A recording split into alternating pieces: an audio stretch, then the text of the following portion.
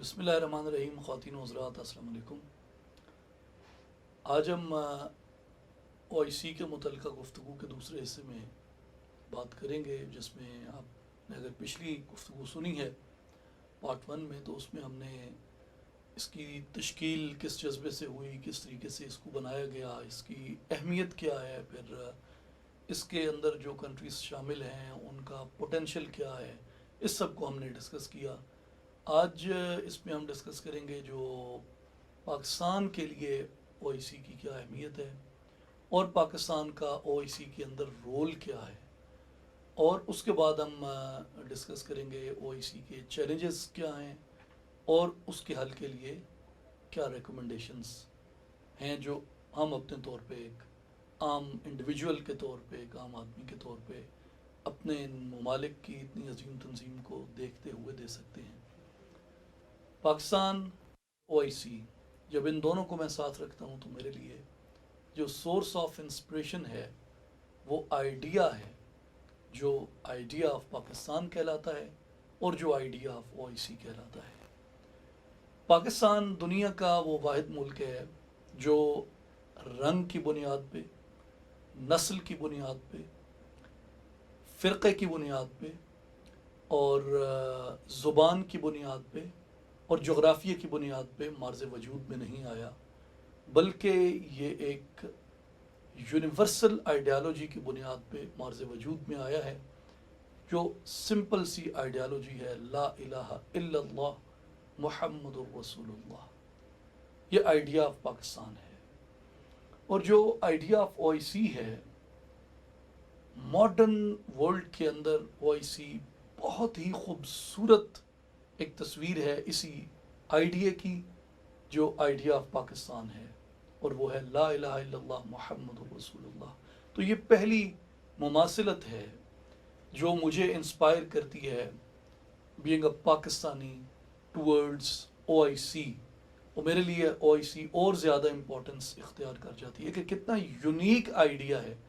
جہاں ریجنلزم کو، نیشنلزم کو اتنی زیادہ پریورٹیز حاصل ہیں، وہاں یہ ایک ایسی تنظیم ہے جو لا الہ الا اللہ محمد الرسول اللہ کی بنیاد پہ افریقہ کی، ایشیا کی اور ساؤتھ امریکہ کی اور دنیا کی بے شمار اقوام کو، بے شمار بولیاں بولنے والوں کو، بے شمار رنگ و نسلوں سے، بے شمار جغرافیوں سے تعلق رکھنے والوں کو یہ اکٹھا کرتی ہے، جوڑتی ہے، ایک چھت کے نیچے لا کے اس کو بٹھاتی ہے. پھر پاکستان جو ہے یہ اس کے فاؤنڈنگ ممبرز میں سے رہا ہے. یعنی جب 1969 میں اس کی بنیاد رکھی گئی تھی تو پاکستان اس میں پیش تھا، آگے تھا. اور اس کے بعد پاکستان کے مختلف اس کے جو مراحل آئے ہیں تاریخ کے، ان میں بڑا کلیدی کردار ادا کیا. خاص طور پہ میں یہاں مینشن کرنا چاہوں گا، پاکستان نے عالم اسلام میں سائنٹیفک ریسرچ کے اندر جو ان کا سائنٹیفک ریسرچ سینٹر ہے، اس کو پاکستان ہوسٹ کرتا ہے، اسلام آباد کے اندر ہے وہ. اور اس کے علاوہ بھی بہت سے ایسے پروجیکٹس ہیں جن کو پاکستان نے ہوسٹ کیا، اور جو بہت ہی ایک فیمس اسلامی سربراہی کانفرنس ہوئی تھی 1974 کے اندر، اس کو بھی پاکستان نے ہوسٹ کیا تھا. اور آپ دیکھیں کہ کتنی بڑی اس کی ایک دنیا کے اوپر ہیبت تھی، کتنا بڑا امپیکٹ تھا اس کا، کہ یا تو وہ لیڈرشپ جو ہے وہ پیرالائز کر دی گئی، اور جو پیرالائز کر کے مینج نہیں کیے جا سکے ان کو ایلیمینیٹ کر دیا گیا. مثلا آپ his majesty king Faisal of Saudi Arabia کی مثال لے سکتے ہیں، آپ his excellency Zulfikar Ali Bhutto prime minister of Pakistan کی مثال لے سکتے ہیں. تو یہ وہ لوگ تھے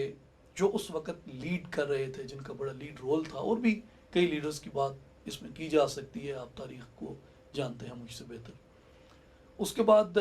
اگر ہم بات کریں پاکستان کی جو فوج ہے، اس کا بہت عظیم کردار ہے.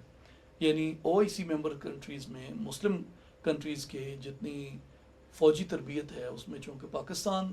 نہ صرف دنیا اسلام کی بلکہ دنیا بھر کی سب سے منظم ترین نمبر 1 فوج ہے، تو پاکستان فوج نے بہت زیادہ سپورٹ کیا ہے ٹریننگز کے اندر دوسرے ممالک کی ملٹریز کو. آفیشلی اگر آپ اس کو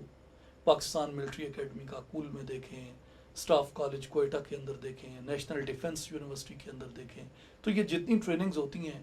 ان میں پاکستان نے بہت سے ممالک کے کیڈٹس کو، ان کے آفیسرس کو ٹرین کیا، اور یہ آن دا ریکارڈ بات ہے، تو یہ ایک بہت بڑا کنٹریبیوشن ہے۔ پھر دہشت گردی کی جو جنگ ہے، دہشت گردی کی جنگ میں بھی جتنے او آئی سی ممبر کنٹریز ہیں، انہوں نے جو پاکستان فوج کا رول تھا کہ کس طریقے سے انہوں نے فائٹ کیا ٹیررزم کو، اور کس طریقے سے انہوں نے ملک کو امن کا گہوارہ بنایا، تو اس کو بھی انہوں نے بڑا کلوزلی آبزرو کیا۔ اس پہ کئی مثالیں ڈیلی نیوز پیپرز کے اندر بھی چھپتی رہیں، اور بہت سے اس کے اوپر آرٹیکلز بھی ہیں، اس کے اوپر بہت سی ریسرچ ہے۔ پھر اس کے بعد اوور آل یونٹی آف امہ کے اوپر بھی پاکستان نے او آئی سی کے پلیٹ فارم سے بہت کردار ادا کیا۔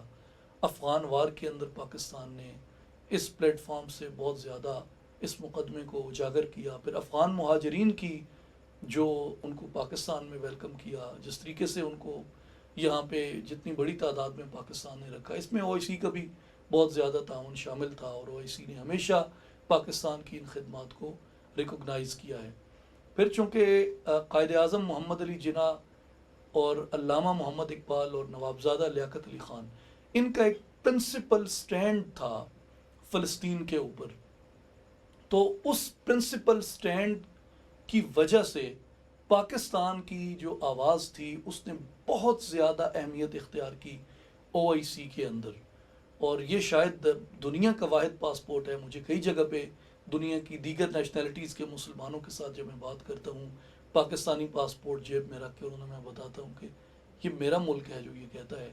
کہ یہ پاسپورٹ سوائے اسرائیل کے دنیا کے ہر ملک کے اندر کارآمد ہے، اور یہ ایک ڈیڈیکیشن ہے، کمٹمنٹ ہے فلسطین کاز کے ساتھ پاکستان کی، تو اس وجہ سے پاکستان کی اہمیت اور زیادہ بڑی۔ پھر مسئلہ کشمیر جو ہے، مسئلہ کشمیر پہ او آئی سی نے وہی اصولی موقف اختیار کیا جو کشمیریوں کا ہے اور جو پاکستان کا ہے، اور وہ یہی ہے، اور جو یونائٹڈ نیشنز کا ہے کہ جو پرنسپل سٹینڈ ہے کہ جو مسئلہ کشمیر ہے اس کو اقوام متحدہ کی قراردادوں کے مطابق حل ہونا چاہیے۔ اس میں ایک دلچسپ بات آپ سے شیئر کرنا چاہتا ہوں، گو کہ وہ ایک کنٹروورشل فگر ہے، ایک ناکام ملٹری ڈکٹیٹر ہونے کے حوالے سے بھی، اور 1971 کے سانحہ ایسٹ پاکستان کا ایک ذمہ دار ہونے کے ناطے سے بھی، جنرل یحییٰ خان۔ لیکن جس وقت اسی کنٹروورشل فگر کی ایک پازیٹیو سائیڈ ہے او آئی سی کے اندر، جس وقت 1969 میں his majesty king Hassan of Morocco نے جس وقت فرسٹ میٹنگ کال کی رباط موراکو کے شہر کے اندر، تو وہاں پہ انہوں نے انڈیا کے ڈیلیگیٹس کو بھی ہز میجسٹی نے انوائٹ کیا، تو جنرل یحییٰ خان نے ہز میجسٹی کنگ حسن کو انہوں نے اس بات پہ کنونس کیا، اپنا پاکستان کا موقف پیش کیا کہ انڈیا جو ہے وہ ایک اپریسر ہے، وہ مسلمانوں کو اس نے اپریس کر کے رکھا ہوا ہے پورے انڈیا کے اندر بھی، اور اسپیسیفکلی کشمیر کے اندر۔ تو یہ کنٹریبیوشن جو تھا جنرل یحییٰ کا بھی تھا اور کنگ حسن آف موراکو کا بھی تھا، کہ انہوں نے پاکستان کے اس جو ایک اصولی بات تھی اس کے ساتھ انہوں نے ایگری کیا، اور اس وقت سے یعنی جنرل یحییٰ خان کی یہ سٹینڈ لینا اور کنگ حسن آف موراکو کا اس پہ کنوینس ہو جانا، آج تک ہندوستان او آئی سی کا ممبر نہیں بن سکا اس اصولی موقف کی بنیاد پہ۔ تو اب گو کہ بعض وائسز ہیں جو لابنگ کرتی ہیں ہندوستان کے لیے کہ ہندوستان کو او آئی سی کا رکن بنایا جائے، لیکن یہ اصول کے خلاف ہے یہ بات، یعنی جو پرنسپل سٹینڈ ہے او آئی سی کا اور مسلم امہ کا، اس کے خلاف ہے یہ بات۔ یعنی اگر آپ یہ چاہتے ہیں کہ جی ہندوستان جو ہے وہ دنیا کی بہت بڑی مسلم آبادی پاپولیشن اس کے اندر رہتی ہے، تو دیکھنے کی بات یہ ہے کہ ہندوستان نے اس پاپولیشن کو رکھا ہوا کیسے ہے، یعنی 4-5 کلاسز تو ان کی اپنی ہیں، برہمن ہیں، کھشتری ہیں، شودر ہیں، دلت ہیں، اور دلتوں سے بھی نیچے کا سلوک وہ مسلمانوں کے ساتھ کرتے ہیں، اور پھر لیتے اس بات کی ہیں کہ جی ہم اتنی بڑی پاپولیشن ہمارے ساتھ رہتی ہے، تو آپ نے اس پاپولیشن کا حال کیا کیا ہوا ہے؟ ان چند آپ لوگوں کو چھوڑ دیں جو ان کا مراد یافتہ طبقہ ہیں، جو مندر میں بھی پوجا پاٹ کرتے ہیں، بیوی مندر میں جاتی ہے تو خامد مسجد میں، خامد مندر میں جاتا ہے تو بیوی مسجد میں، اس کلاس کو چھوڑ دیں، جو ان کا مراد یافتہ طبقہ ہے، وزارتوں کو انجوائے کرتے ہیں، ان کو چھوڑ دیں۔ جو عام مسلمان ہے ہندوستان کا، وہ تو اپنا وجود کیسے برقرار رکھے ہوئے ہے، یہ سوچنے کی بات ہے۔ اگر آپ نے ایک ایسے ملک کو، پھر کشمیر کے ساتھ کیا کیا ہندوستان نے، وہاں پہ جتنا بڑا انہوں نے جینوسائیڈ کیا ہے کشمیریوں کا، کشمیری مسلمانوں کا، تو آپ اگر اس کے باوجود بھی کہتے ہیں کہ ہندوستان کو ہونا چاہیے، تو صاحب پھر اسرائیل کو او آئی سی کا ممبر بنانے میں کیا خرابی ہے؟ آپ کے علم میں ہوگا کہ اکثر فلسطینی انٹرنیشنل ٹریولنگ وہ لیبنان یا جارڈن کے پاسپورٹ کے علاوہ اسرائیل کے پاسپورٹ کے اوپر بھی کرتے ہیں۔ اگر آپ اقصی شریف میں، جو ہمارا قبلہ اول ہے، اس کی زیارت کے لیے جانا چاہتے ہیں، آپ اسرائیلی اتھارٹیز کی اجازت کے بغیر نہیں جا سکتے۔ تو پھر قبلہ اول کے اوپر عملاً تو اسرائیل کا قبضہ ہے، تو پھر صاحب وہ قبلہ اول کے اوپر قابض ہے اور قبلہ اول کو ایڈمنسٹر کرتا ہے، تو اس کی مطلب ایڈمنسٹریشن اس کے پاس ہے، تو پھر اسرائیل کو بھی دیجیے او آئی سی کی ممبرشپ، پھر میانمار کو بھی دیجیے، کیونکہ ان کے پاس بھی روہنگیا مسلمان رہتے ہیں۔ کیا ہوا اگر انہوں نے مارا ہے تو؟ ہندوستان کو دے رہے ہیں تو پھر میانمار کو بھی دے دیں، وہ بھی ایشیا پیسیفک کا ایک بہت اہم کنٹری ہے، اور اس سے بھی تجارت کے بڑے مفاد اور بڑے فائدے حاصل کیے جا سکتے ہیں۔ تو اگر آپ ایک جگہ پرنسپل وائلیٹ کریں گے تو پھر باقیوں کو آپ کیوں نہیں کرتے؟ تو یہ ایک پرنسپل پوزیشن ہے کہ آپ اسرائیل جیسے ممالک کو او آئی سی کی ممبرشپ کیسے دے سکتے ہیں؟ آپ میانمار جیسے ممالک کو او آئی سی کی ممبرشپ کیسے دے سکتے ہیں؟ آپ ہندوستان جیسے ممالک کو، جنہوں نے مسلمانوں کا قتل عام کیا ہے، گجرات میں کیا کچھ نہیں کیا، کشمیر میں کیا کچھ نہیں کیا، باقی ہر جگہ پہ کیا کچھ نہیں کیا، گائے کے مسئلے کے اوپر کتنا زیادہ گورنمنٹ نے، بابری مسجد کے مسئلے کے اوپر سپریم کورٹ آف انڈیا نے طرفداری کی ہے، ہر سرکاری ادارے نے طرفداری کی ہے۔ تو ایسے ملک کو تصور بھی نہیں کرنا چاہیے کہ او آئی سی کا ممبر بنانا ہے۔ اگر ایسے ممالک کو او آئی سی کا ممبر بنانا ہے تو پھر کوئی ضرورت نہیں رہ جاتی ایسے کسی ادارے کی۔ تو یہ کنکلوژن اس کا یہ ہے ساری اس گفتگو کا، کہ پاکستان کا جو رول ہے وہ ہمیشہ بہت پرومیننٹ رہا ہے، پاکستان کے نظریے کی وجہ سے، پاکستان کی آئیڈیالوجی کی وجہ سے، مسلم کاز کے ساتھ پاکستان کی کمٹمنٹ کی وجہ سے، اور میں یہ کریڈٹ پاکستان کی سیکولر پارٹیز کو بھی دیتا ہوں، گو کہ انہوں نے وہ ریپرزنٹیشن نہ کی ہوگی، لیکن اس کے باوجود بھی جو ہمیشہ مسلم امہ کی جو بات ہے او آئی سی کے اندر جا کے جو بات کرنی ہے، وہ ہماری ہر گورنمنٹ نے پاکستان کی فلسطین کے اوپر اصولی موقف سے پیچھے نہیں ہٹے او آئی سی کے اندر، اور کشمیر کے اصولی موقف سے بھی پیچھے نہیں ہٹے او آئی سی کے اندر۔ اس کے بعد اب آتے ہیں اس پہ کہ او آئی سی کے ادروائز کیا چیلنجز ہیں۔ تو او آئی سی کا جو سب سے بڑا مسئلہ میری نظر میں ہے، کہ میں جتنی باتیں کر رہا ہوں یہ میری پرسنل اوپینین ہے اس پہ، او آئی سی کا جو چیلنجز ہیں ان میں سب سے بڑا چیلنج پریورٹیز ہیں۔ او آئی سی کی پریورٹیز کیا ہیں؟ اس وقت او آئی سی کی جو پریورٹیز ہیں، گو کہ وہ اس کو سی بی ایمز کے طور پہ کر رہے ہیں کہ کانفیڈنس بلڈنگ میئرز جو ہیں وہ لے رہے ہیں، اور ایڈ وغیرہ اور یہ چیریٹیبل ورک زیادہ کرتے ہیں، لیکن بنیادی طور پہ مسلم امہ کے مسائل چیریٹی کے نہیں ہیں، صرف پولیٹیکل ایشوز بہت زیادہ ہیں جو بہت زیادہ ڈومیننٹ کرتے ہیں چیریٹی کے۔ میں بھی اس کے حق میں ہوں، میری گرومنگ جو ہے وہ سب سے پہلے کھانا کھلانے سے چیریٹی سے ہوئی ہے، تو چیریٹی کو تو کوئی بھی ڈینائی نہیں کر سکتا، لیکن جو بنیادی ایشوز ہیں ہمارے مسلم دنیا کے، وہ صرف چیریٹی کے نہیں ہیں، وہ پولیٹیکل ایشوز ہیں۔ صرف ایڈ کے ساتھ ان مسئلوں کو حل نہیں کیا جا سکتا۔ تو او آئی سی کی جو پریورٹی ہونی چاہیے وہ بنیادی طور پہ ان پولیٹیکل مسائل کے حل کے اوپر ہونی چاہیے، جیسے مسلم دنیا کے داخلی مسائل ہیں، دہشت گردی کا اتنا بڑا مسئلہ ہے، اس کو کس طریقے سے حل کیا جائے۔ پھر اسلامو فوبیا ہے، اسلام کی اقدار، ہمارے کلچر، ہمارے ٹریڈیشنز، ہمارے جو بنیادی ریلیجیس ٹیکسٹ ہے، احادیث ہیں، قرآن ہے، ان کے اوپر دنیا میں ان کے خلاف کتنی کتابیں چھپتی ہیں، سوشل میڈیا پہ کتنی زیادہ کیمپینز ہوتی ہیں، ہمارے دلوں کو مجروح کرنے کی کتنی بھیانک سازشیں ہمارے دشمن کرتے رہتے ہیں۔ تو ان سب کو کاؤنٹر کرنا، اس کے لیے ہمارے پاس او آئی سی جیسا ادارہ ہے، اس پہ او آئی سی کا ایک کردار بنتا ہے، او آئی سی کا جو ہے وہ ایک رول بنتا ہے، اور میں ہمیشہ یہ کہتا ہوں کہ اس پہ ایک اتھارٹی ہونی چاہیے او آئی سی کے اندر، وہ اتھارٹی اس پہ کام کرے، وہ ایک ادارہ انسٹیٹیوشن کے طور پہ کام کرے، اور دنیا اسلام میں جتنے ممالک میں OIC کے آفیسز ہیں وہاں پہ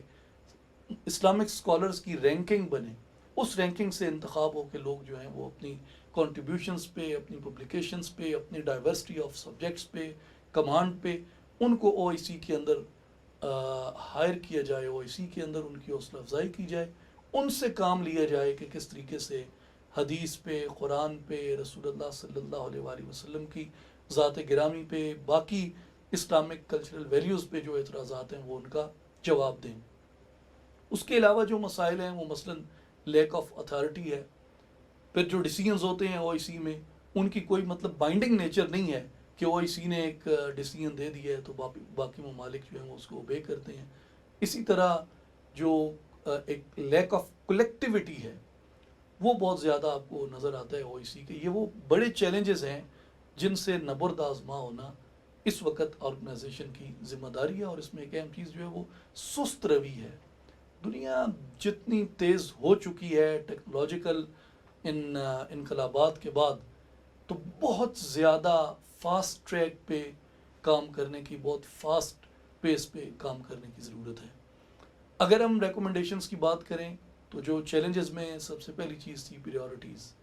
سب سے پہلی ریکومنڈیشن بھی ایک عام آدمی کی اپنے اتنے عظیم، اتنے بڑے، اتنے معتبر، اتنے پیارے ادارے کے لیے وہ یہی ہو سکتی ہے کہ اس کی سب سے پہلے پریورٹیز جو ہیں وہ ٹھیک کی جائیں۔ پھر جو داخلی مسائل ہیں مسلم دنیا کے، ان کے اوپر ان کو بہت زیادہ فوکس کرنا چاہیے۔ اسلامی اقدار کو فروغ دینا چاہیے، اسلامی اقدار کو، اسلامک ویلیوز کو آگے بڑھانا چاہیے، اور یہی ایک مؤثر ہمارے پاس طریقہ ہے مخالفین کے اسلام مخالف پروپیگنڈے کو ختم کرنے کا۔ اس کے بعد جتنے بھی ممبرز ہیں ان کی اکثریت رائے سے فیصلے کیے جائیں، یعنی کوئی ایک کنٹری اگر ڈومیننٹ کرتا ہے تو اس لابنگ کی بنیاد پہ وہاں پہ ڈیسیجنز بہت سے ہو جاتے ہیں، جس وجہ سے باقی جو ممبرز ہیں ان کے اندر وہ کانفیڈنس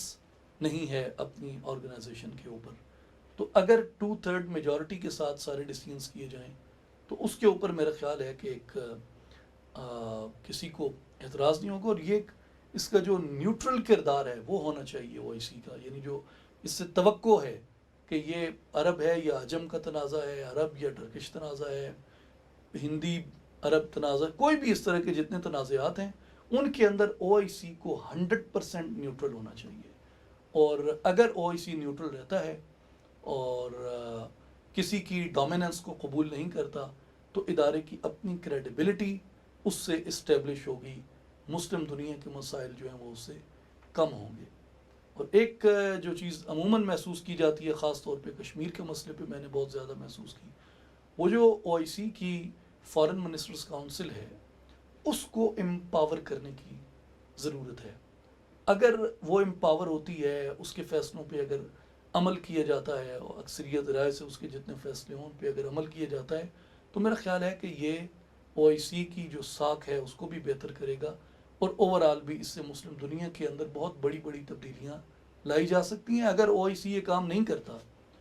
تو پھر دیکھیں متبادل قیادت کے بہت سے آئیڈیاز آتے رہتے ہیں۔ ابھی حال ہی میں جو ٹرکی ملیشیا پاکستان انیشیٹو تھا وہ بھی اسی طرف کی ایک کڑی تھا کہ یعنی لوگ پھر سوچتے ہیں کہ یار ہمیں ایک متبادل قیادت، متبادل آرگنائزیشن درکار ہے۔ اس کی تاریخ میں آپ کو کئی مثالیں مل جاتی ہیں، جیسے لیگ آف نیشنز تھی، تو لیگ آف نیشنز ڈیلیور نہیں کر سکی، لیگ آف نیشنز ختم ہو گئی، یونائٹڈ نیشنز آ گئی معرض وجود کے اندر۔ تو اگر ایک ادارہ، ایک انسٹیٹیوشن کام نہیں کرتا تو اس کی ریپلیسمنٹ جو ہے وہ موجود رہتی ہے، اس کو ڈینائی نہیں کیا جا سکتا۔ CBMs لینے کی ضرورت ہے، یعنی کانفیڈنس بلڈنگ میئرز، جن میں چھوٹے چھوٹے بہت سی چیزیں ہیں، جیسے ایک تو چیریٹیبل ورک جو ہے اس کو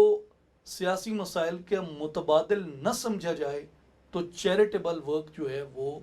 ایک بہت اچھا اور بہت بنیادی کانفیڈنس بلڈنگ میئر ہے اور ایک سروس بھی ہے، لیکن یہ ہمارے پولیٹیکل ایشوز کا متبادل نہیں ہے، وہ اپنی جگہ قائم ہے۔ کلچرل کانٹیکس بڑھانے کی ضرورت ہے، سوشل کانٹیکس بڑھانے کی ضرورت ہے، جو باہمی ٹورزم ہے اس کو فروغ دینے کی ضرورت ہے، سپورٹس ایکٹیویٹیز جو ہیں ان کو فروغ دینے کی بہت زیادہ ضرورت ہے، اور جو ویزا رجیم ہے اس میں ریلیکسیشن کی ضرورت ہے تاکہ مسلمان ایک دوسرے کی طرف آسانی کے ساتھ آ جا سکیں. اگر میں اس ساری جو پچھلا ایپیسوڈ تھا اس کو بھی اور اس کو بھی اگر میں ان سب کو سم اپ کروں ان فیو لائنس، تو نمبر 1، ہمیں اس کے اغراض و مقاصد کو بہت اچھی طرح دیکھنا چاہیے. ہمارا یہ جو پڑھا لکھا مسلم یوتھ ہے جس کے سینے میں مسلم امہ کا درد بھی ہے، لا الہ الا اللہ محمد الرسول اللہ سے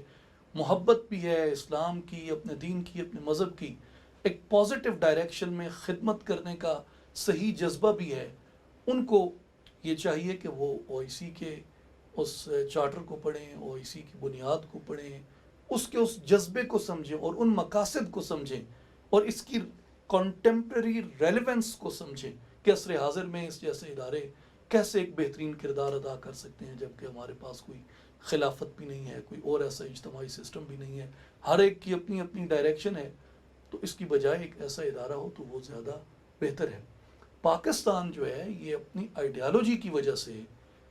کیپیسٹی رکھتا ہے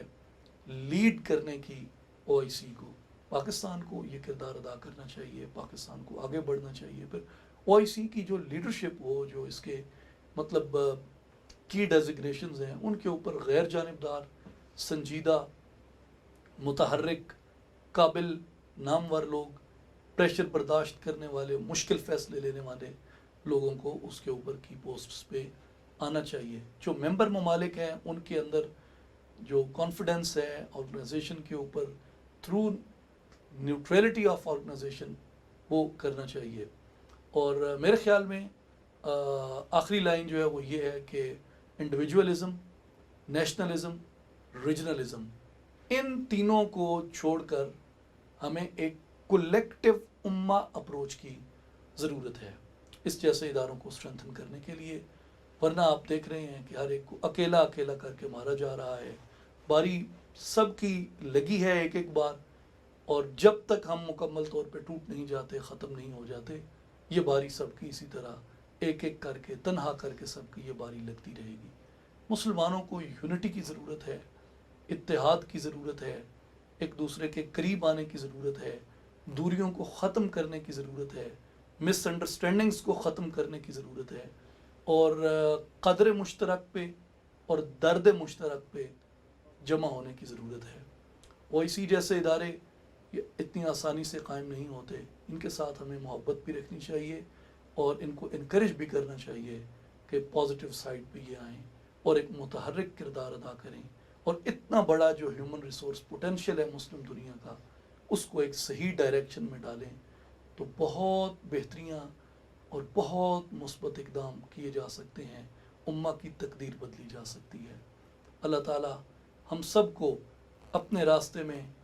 نیک نیتی سے چلنے کی توفیق عطا فرمائے. آمین.